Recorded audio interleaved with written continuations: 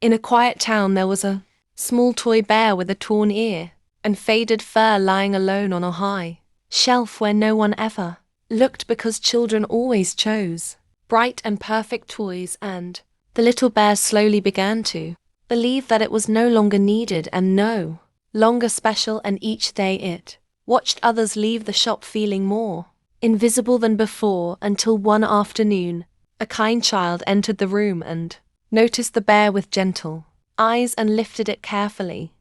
as if it mattered, and took it home where the child cleaned its dusty fur, fixed its torn ear with patience, and held it close with a warm smile. And every night the child played with the bear, talked to it, and slept peacefully beside it, and the bear felt something it had never felt before, which was love and safety and joy. And as days passed, the bear realized that being broken did not mean being useless, and being old did not mean being forgotten, because love can give new life to anything. And soon the bear became the most precious toy in the room, not because it was perfect, but because it was chosen. And this simple moment quietly reminded both children and adults that even when life damages us and the world ignores us, we still have value, we still belong, and we are still worthy of love.